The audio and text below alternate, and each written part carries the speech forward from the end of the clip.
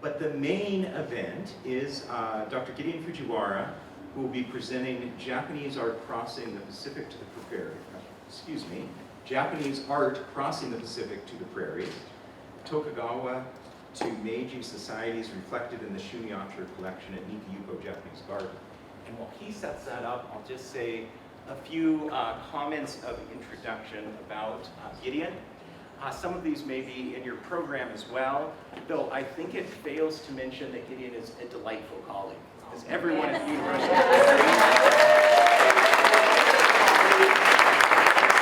professor of the history department, a leading member of the Asian Studies program at the University of Lethbridge.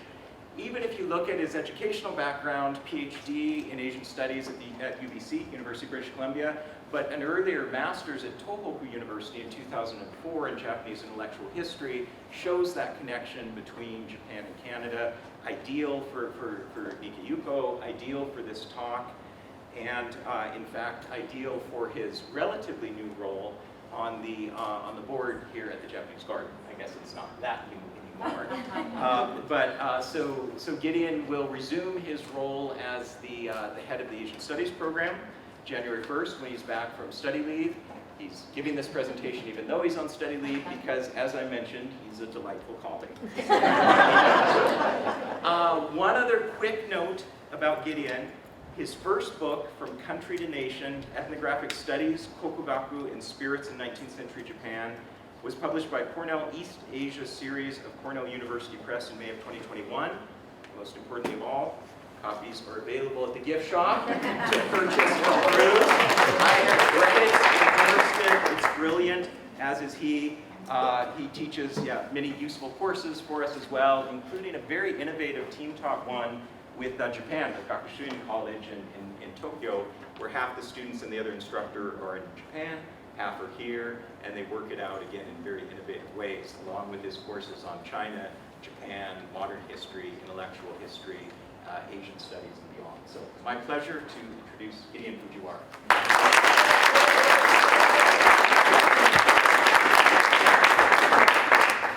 Well, thank you so much, John. Oki, good evening, konbanwa, erev tov. It's an honor to give the fourth Golden Maple lecture this evening. Thank you to all our guests who are here today. You've been named already, so let me just say to those who serve the garden, to all of our generous supporters and friends, thank you so much for being here this evening. So this evening we are celebrating the art collection that was so generously donated to us by the Schumiatcher estate. And thank you so much, James and Noella, for making this evening possible. So I would like to take this opportunity to speak about a few select works from this collection, while we consider the remarkable individuals that are associated with it. Among these pieces is the statue of Ninomiya Sontoku, the peasant sage of Japan, whose life and achievements I will speak about, along with the significance of what his statue symbolized in modern to contemporary Japan. For further appreciation of art in Ninomiya's time, I will touch upon the world of Japanese art through painter and scholar Hirao Rosen, a younger contemporary to Ninomiya. Finally, we will look at the lives of Doctors Morris and Jacqueline Schumiatcher, the collectors of this artwork at hand, considering their lives of philanthropy and patronage of art, which will allow us to consider the tremendous value that this collection has for us at Nikka Yuko and for the local community. So let us begin. I think some of you have already seen some of these pieces, but I'll just highlight a couple of the them here. So this is the set of the shisa, the marble sculpture of the shisa, originally from Okinawa. They are the protector deities, the kami of Okinawa or Ryukyu, and here they are protecting us from evil spirits or misfortune. and often featured at the gate, the gateway to a house, on the rooftop, the entrance to a castle, entrance to a town or village. And conversely, can also share a good fortune with those within that dwelling or community. This here is the shachihoko. So it is now happily swimming in the pavilion in the garden. And this, you can see the real beautiful effect that the weather and time has had on this shachihoko. You can see some of the shiny copper that was originally plating the carp, but it's nicely weathered into this green, sort of giving it a nice marine look. And the shachihoko often appeared as a pair atop towers, the top of castles to protect them from fires. So it was believed that if flames were to arise, that the shachihoko would spew water, protecting buildings from fires. So the cousin to our shachihoko here at Nikka Yuko is this one from Nagoya.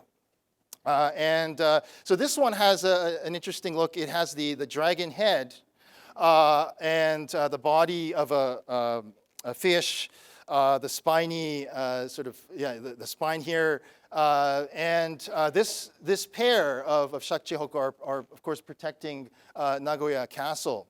So the warlord and shogun Tokugawa Ieyasu built Nagoya Castle and had the shachihoko featured atop the keep, the Tenshukaku, in order to protect this fortress. And they became very popular on castles throughout Japan, although the shogun, of course, ensured that no castles were larger than his own, and had restrictions, of course, on size and even restricting the use of gold, right? Because of course the shogun would be demonstrating his power and wealth above all the other feudal lords. And allow me to share this photo that I took over 10 years ago. My family and I, we were my son included. We were enjoying the cherry blossom festival at Hirosaki Castle. And this, you can see, well, it's one of the original castles that was not destroyed by war. But you can see atop it, indeed, there's a shachihoko supposed to protect this castle. Unfortunately for the Hirosaki domaino lord, however, this shachihoko had a reverse effect. Lightning struck it one evening, and that ignited the gunpowder kept in the keep. And so there was a huge explosion that night. Apparently some fellow lived 20 kilometers away, recorded in their diary, this boom that they heard that night. So this shachihoko did not quite fulfill its purpose, but makes for an interesting anecdote. And we, as a family, certainly enjoyed the Cherry Blossom Festival at Hirosaki. I recommend it highly if you have a chance to go there. It was also a precious opportunity for me to pour sake for my mother-in-law. So that brings us to this piece that I'd like to speak in most detail about, the Ninomiya Sontoku statue. So the peasant sage of Japan. And yeah, you've probably seen him standing just over there in the hallway, and making that long trek all the way across the Pacific here to Nikka Yuko in Lethbridge. And you can see that on his back, he's got a bundle of firewood or fire kindling. So he's gathered this from the mountain. He's going to go to town to sell it. And he's holding the strap in the one hand, and in the left hand he's holding a book. So this would be the Da Shui, or the great learning, the Daigaku, a Chinese classical work of philosophy. And he was a peasant. He had no time to read at a desk, so he read this book to and from the mountain. I asked Ninomiya-san if he would like to join us in the Sugimoto Common, but he looked quite determined to go to town, and his nose was in a book also. So unfortunately, he remains out there. But the perfect spot for him to be placed. So who was this Ninomiya Sontoku? He was born on the 7th month of 1787 in Kayama village to a high-ranking farming family, the Ninomiyas. In the 8th month of 1791, however, torrential rains fell on the Kanto region, causing major flooding. The Sakawa River burst its banks and washed away more than half of the Ninomiya's paddy fields. When Kinjiro was 11, his father, Toshiemon, became ill and died within a few years. The surviving family endured extreme poverty. 2 years later, in 1802, his mother, Yoshi, died. The family farm was hit by major flooding. Such hardships caused the family to disband. Before his mother's death, Kinjiro worked hard to support his younger brothers. He arose early and went into the mountains to gather firewood and sold it. At night, he wove rope and made straw sandals for more income. Kinjiro's only chance was to read on his way to and from the mountain. So we see Kinjiro at around the age of 14. And of course, this is the image that's depicted in statues across Japan and now here at the Bunka Center. After his mother died, he entrusted his 2 younger brothers to relatives, and Kinjiro was adopted by his uncle Manbei. Uncle Manbei sympathized with Kinjiro and wanted to raise him as a good farmer. After a long day of farming, Kinjiro read into the night. He read again the Analects and great learning. However, his uncle opposed Kinjiro, a peasant, spending his time reading, and he forbade him from using uncle's lamp oil. Sorry, I haven't been lecturing in a while. Please excuse me. Therefore, Kinjiro sought his own lamp oil. Kinjiro bought rapeseed from a friend and planted it to produce the plants, which he then exchanged with an oil merchant to buy his own lamp oil. Through this experience, he developed his teaching of accumulating the small to accomplish the great. For the next decade, he worked to restore the fortunes of his own household. Kinjiro continued to redevelop fields that had been washed away. He had tenants work the land. Kinjiro collected firewood, sold it, and used that money to pay the tenants' wages. Over the course of 8 years, he bought back the farm, 1.4 hectares. By 25, he became a great landlord himself. Kinjiro demonstrated not only the ethics of hard work, but also urged other farmers to study their own crop yields over a period of 10 years or longer. By doing so, farmers could predict their average income and therefore budget and plan accordingly. Such detailed surveys produced statistics that made labor more efficient and effective. News of Kinjiro's success in restoring his farm spread widely, including to the domainal lord of Odawara. From his mid-20s, Kinjiro worked to support neighboring families. He was tasked with rebuilding the finances of the Hattori family, the family of the chief retainer to the Odawara lord. He helped members of the Hattori household to solve their financial burdens. When a female servant consulted with him about her debt, Kinjiro encouraged her to repay her debt by reducing the number of logs that she used in the cooking fire. Thus, she was able to use the unused firewood to pay back her debt. Further, he helped samurai of Odawara by overseeing loans to them to help pay off their debt. This formed his teaching of Gojoko, drawing from Confucian principles. So these 5 principles, Jingire, Chishin, benevolence, righteousness, propriety, wisdom, and trust or belief. So according to Ninomiya, those with money practice benevolence by lending it. The borrowers promise to repay and therefore, or thereby uphold righteousness. The borrower gives thanks to the lender, showing propriety. The borrower makes thoughtful efforts using wisdom to ensure that they pay this back. And finally, a relationship of trust is maintained in money lending and borrowing. In his years of service to the Hattori family, Kinjiro developed this practice and successfully oversaw the restoring of their fortunes in 5 years. In 1818, Odawara Domaino Lord Okubo Tadazane recognized Kinjiro for his excellent service. By request from the family, Kinjiro spent the next few years in rebuilding the financial management of the Hattori household. He ensured that they reduced their expenses and lived within their means. Good advice.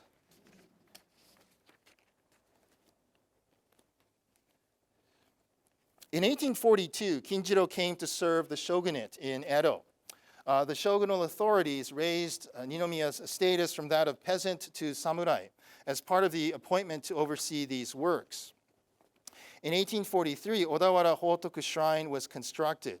He took on the name Sontoku, which means reverence of virtue, which reflects some of his core philosophy. And I've got a map up here that shows so the areas in pink, these are all the domains and the villages that heard of Kinjiro's success, and they invited him to help restoration work within their own community. So places like Soma domain up here, Nikko that I'll speak about momentarily, and so this is his home domain of Odawara, and there's Kayama village, his hometown.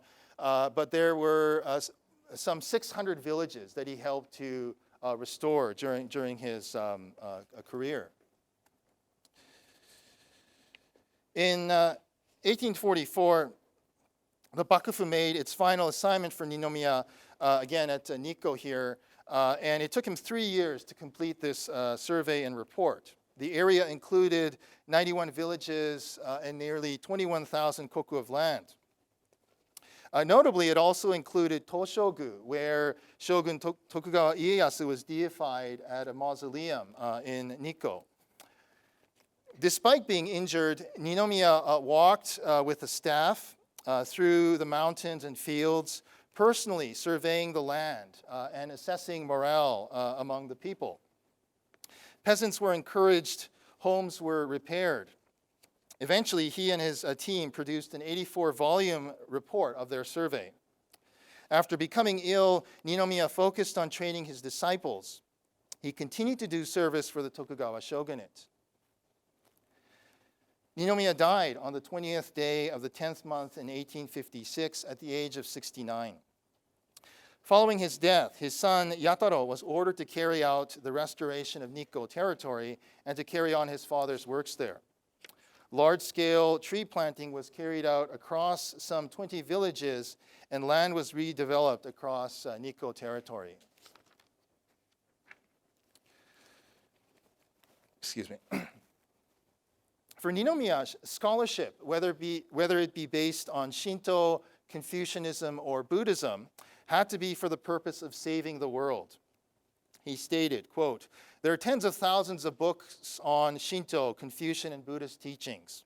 Whether researching them or entering deep into the mountains and doing Zen meditation, when ascending the path and mastering it, there should exist no other way than that which saves the world and benefits the world. If another such way does exist, it must be called a crooked way," end quote. So now let us look at one of his most representative teachings on the repayment of virtue.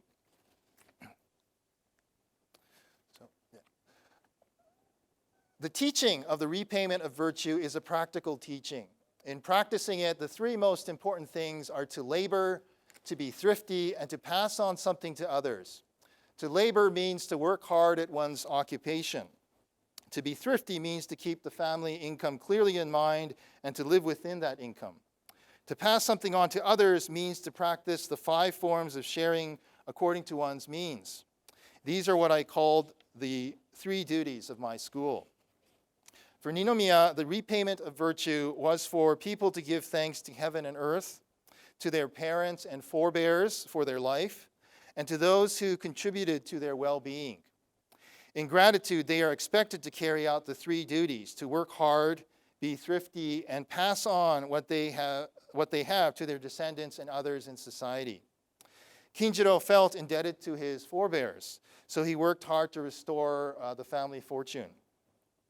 And to then pass that on to his family, but also to benefit his neighbors and other communities.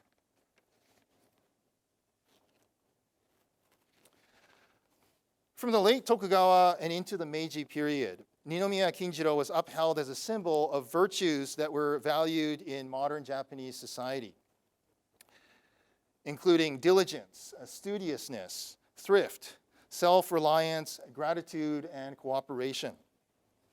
Through his life, Ninomiya supported, again, the restoration of 600 villages. After his death, his sons and disciples carried on his work. The Society for Returning Virtue, Hotokusha, was organized by his disciple Fukuzumi Masae. This began with the building of Odawara Hotoku Shrine in 1843. The purpose was to advance the work of Kinjiro and to spread it across all of Japan.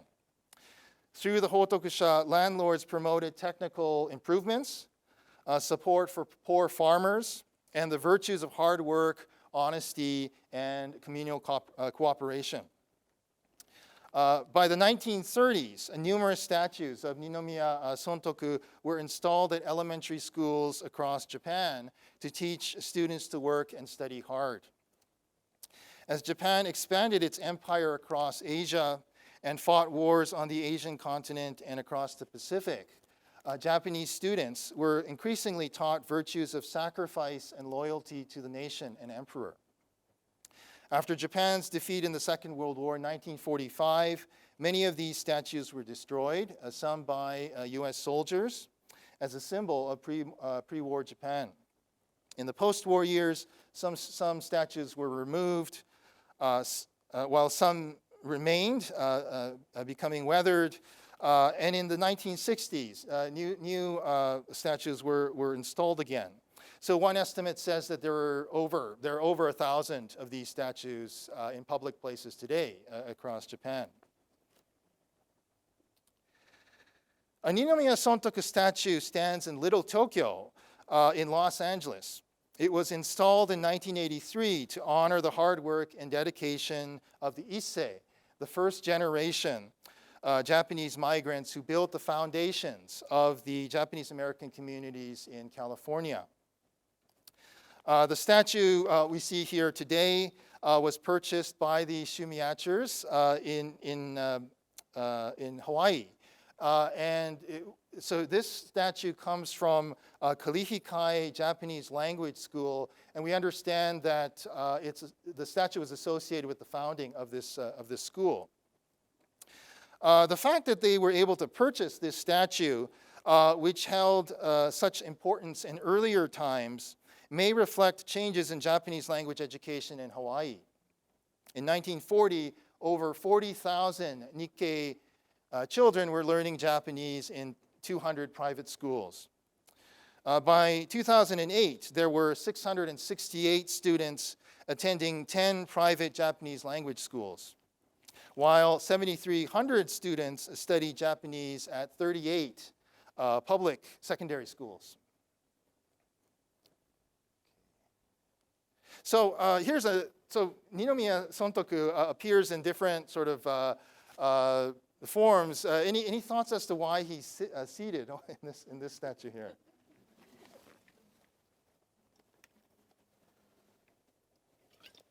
So there's any thoughts or? So there's this sort of common critique, I guess, in recent decades that the statue can invite hazard, right? I mean, walking and texting is obviously a hazardous practice these days. And apparently, this mindful president of this company in Aichi Prefecture, he saw a lot of children commuting to school using the roadway in front of their company, and so he said, okay, let's have Ninomiya Kinjiro sitting down and taking a breather and reading sort of in a more, in a safer sort of a position. And so, yeah, recently there's sort of different forms of kinjiro. And maybe it's also a commentary on, modern contemporary Japan, where everything's so busy, right? My form of multitasking is riding the train and, taking a nap, hanging onto the handle like this. So let me now say a few words about Hirao Rosen. So he is an artist, a scholar of Kokugaku Japan studies. And whereas Ninomiya Sontoku helped minimize damage from the Tempo famine of the 1830s, Hirao Rosen's community in northeastern Japan saw the worst of this calamity. Unusually cold weather resulted in bad harvests that caused starvation, unemployment, and mass migration out of his town of Hirosaki. Although artwork was his passion, as the eldest son, Rosen had to continue helping the family business as fish vendors. However, he convinced his father to allow his younger brother to take on the family business. And in 1837, Rosen went independent and began his career as a painter. His wife, Tome, supported him by selling clothes and hairpins in exchange for brush and paper that he used to do his artwork. Eventually, by his mid-30s, Rosen's paintings were in demand, and he established himself as a painter in the local community. So here's one colorful print that he produced. This is of Mount Iwaki worship, a prayer for a plentiful harvest. And you can see the pilgrims are enjoying, the shops and the food and the entertainment in the foreground, but then they make their way to the shrine, Iwaki Yama Shrine, and then some make the climb up to the sacred mountain to offer prayer. And Rosen, as an artist, he made his livelihood based on commissioned artwork, right? So a patron asked him to do a painting of the 10 Buddhist, or the 10 kings that preside over the Buddhist hells. So you could see a very hellish painting here, very colorful and intricate in detail. But I had a chance to view it, one of those few occasions where they put it out on a snowy Sunday afternoon in January in Aomori. And finally, from Rosen, a folding screen, byobu. And this is obviously, as somebody who survived the 1830s famine, he had appreciation for, a plentiful harvest. And you can see multiple generations, children, the women and men, the elderly helping out on the farm, and finally storing the rice in the storehouse. And certainly, this is a scene that Ninomiya Kinjiro was familiar with all the work that he was doing, restoring farming communities. So now let us turn to the lives of the two remarkable individuals who made this evening possible, Doctors Morris and Jacqueline Schumiatcher. Morris Schumiatcher was a Canadian lawyer, human rights activist, philanthropist, patron of art, writer, and lecturer. He served as senior legal counsel in Saskatchewan under Premier Tommy Douglas. In 1947, Morris drafted Saskatchewan's Bill of Rights. He earned his BA in 1940 and his Bachelor of Law in 1941 at the University of Alberta. He studied in Japan between 1940 and 1941. He earned a Rotary scholarship to get there. Dr. Jacqueline Schumiatcher was a philanthropist and patron of art. In 1947, she applied to work as a secretary to Morris. Morris and Jacqueline married in 1955, and thereafter the couple supported the arts community in Regina. She continued to provide secretary support for his legal practice. So let us take a look at a few scenes from Morris's visit to Japan when he was 22 years old, from July to September 1940, drawn from his diary and letters back home.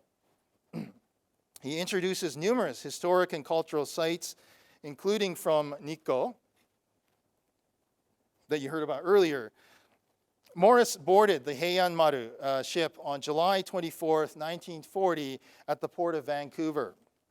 He wrote, quote, "It was a dull morning, typically Vancouverish, with heavy skies laden with bags of moisture, which waited only the most embarrassing moment to unload their ballast," end quote. Morris expresses his appreciation for Japanese prints and says he is already acquiring pretty prints from the daily menus aboard the ship.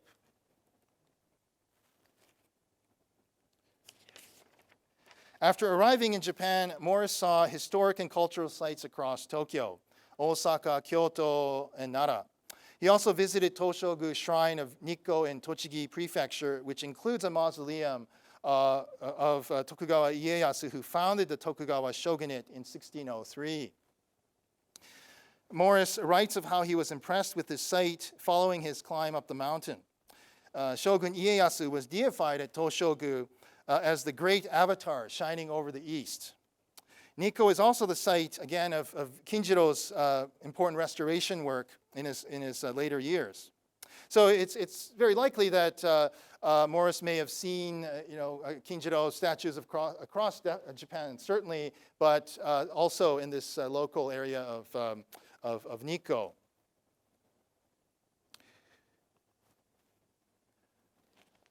Morris, along with some friends, climbed Mount Fuji. He offers beautifully written reflections linking Japan's natural sites to its modern history. And I had the fortune of taking this photo New Year's morning. I think it was 2011. Morris, along with his friends, climbed the mountain, and he offers the following beautiful reflections. "I have passed through much beautiful country in Japan. I have seen your fields and your streams and your mountains. I climbed to the summit of Mount Fuji, and in the early morning saw the sun in the white clouds and knew at last why yours is called the land of the rising sun. I have seen your tall and aged trees. I have walked along the forest paths of Karuizawa and through the hills of Nikko. And I thought of these old tree trunks as Japan's national life at the time of the Meiji Restoration just 72 years ago. Japanese culture, customs, and traditions at this time were like those old tree trunks themselves, no longer vigorous or growing, but yet not without the power of giving life. Then out of the old came forth the new. When Japan decided to modernize herself, a green and pristine tree was seen out of the decadent and the dead. And so in this 2600th year of your empire, when the nation is embarking upon a change purporting to rival that made 72 years ago, I hope your old tree trunk will stand.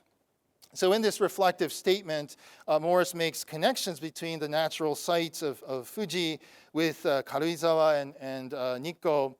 He compares the growth of the trees to Japan becoming a modern society following the 1868 Meiji Restoration. Notably, he follows Japan's imperial calendar by dating 1940 as the 2600th year since the legendary first Emperor Jimmu established the palace in Yamato according to the ancient texts of Japanese mytho-history. He expresses hope for Japan to continue to grow as a society. Morris was not only aware of Japan's history, but also had visions for its futures with Canada, quite appropriate for a future honorary consul general. He visited a Mr. Ono in the Foreign Office in charge of foreign trade. Morris explains, quote, "My purpose in visiting him was to feel him out, to see whether Japan had any idea of appointing trade commissioners in Canada to boost Japanese sales in our country, such as most nations do have in other lands," end quote. Morris noted the role of advertising in Canadian newspapers and contracting tradesmen that would purchase Japanese goods. He continues, quote, "If Japan advertised her pottery, her silks, her cultivated pearls, and her cottons, then Canadians might be more likely to buy more Japanese goods," end quote. While he sensed Mr. Ono's skepticism about increasing trade between the two countries, Clearly, Morris had some foresight about the potential for growth in trade between Japan and Canada. While few could have predicted that Japan would eventually export Subaru Legacies and Sony Walkmans in the latter half of the 20th century. Thank you to our sponsors this evening. It is fascinating to see Morris point to cultural and artworks which he himself esteemed so highly.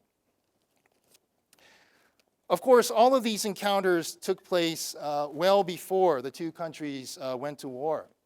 In 1940, Japan was expanding its colonial rule across Asia and was fighting a full-scale war against China. Morris directly observed and felt the tensions of wartime Japan. One day in Tokyo, Morris and his friend Ichikawa enjoyed an ice cream soda at a department store. He then describes the situation as they walked out into the rain. Quote, "Just as we got out, the sirens started to blow, and everyone ran into the building and cars all stopped. The streetcars halted, and the whole life of the city seems in a moment paralyzed. Soldiers ran all over the streets in the drizzling rain, shouting out orders, telling certain people to run into certain shelters, and making themselves generally quite important. It was an air raid drill, and everyone took it very seriously. The soldiers stationed at intervals walked down the streets and ordered all the people in the little arcades of stores to crouch down low, and everyone crouched down low. I saw Ichikawa, and he looked disgusted with the whole business.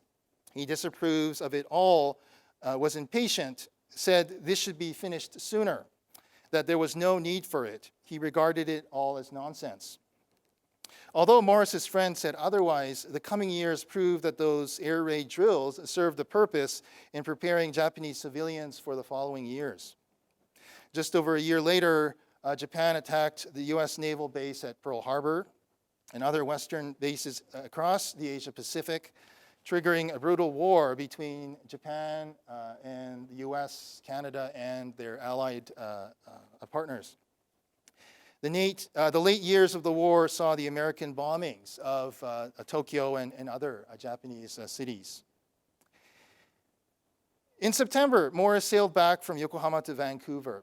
He would return to Japan in the following year in 1941 to study.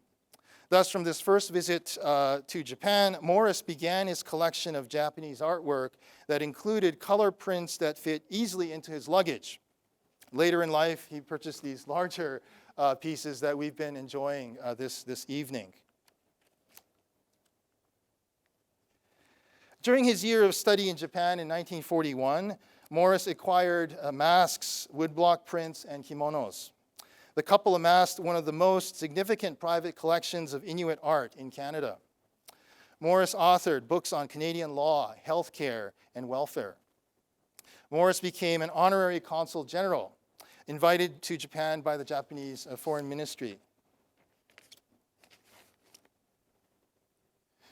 So yeah, you can see Jackie with, of course, the carvings, the Inuit carvings, and apparently they had a room devoted just to Japanese art in their home. So it looks like he might be in that particular room, Morris. So let me conclude with a few reflections. This evening, we explored the lives of some remarkable individuals associated with the art collection donated by the Schumiatcher estate to Nikka Yuko Japanese Garden. Following years of overcoming hardship and working diligently to restore numerous farming communities in late Tokugawa Japan, Ninomiya Kinjiro asserted his principle of the repayment of virtue. He urged people to give thanks to all who made their lives possible and to repay this virtue through hard work and through passing on something to others. So how appropriate it is that we see the spirit of passing something to others manifested so brilliantly in the lives of doctors Morris and Jackie Schumiatcher. Morris and Jackie donated millions of dollars to the arts, universities, and other charities in Regina. For their philanthropy and support of art and education, both were awarded the Saskatchewan Order of Merit and Order of Canada. We are beneficiaries of the generosity of the Schumiatchers and their friends for these wonderful works of art. Thank you again, James and Noella. And finally, Nikka Yuko Japanese Garden and the Bunka Center, too, are a gift that have been passed on to us by people who had a vision of a Canadian garden in a Japanese style. A garden that would symbolize the special friendship between Japan and Canada. This gift is passed on to us by Dr. Tadashi Kubo, Dr. Masami Sugimoto, Reverend Yutetsu Kawamura, Dr. Robert Hironaka, Cleo Mowers, Mel Murakami, Tosh Kaneshiro, and many others. And certainly this gift of the garden has grown and continues to thrive owing to the efforts, visions, and support of everyone in this room. The garden staff, the board directors, the supporters and friends of Nikka Yuko. So I look forward to continue enjoying with you these splendid gifts of the garden with the newly added works from the Schumiatcher estate, and to contributing my small part to help pass on to new visitors of the garden of today and into the future. 今日はご清聴どうもありがとうございました。Thank you very much.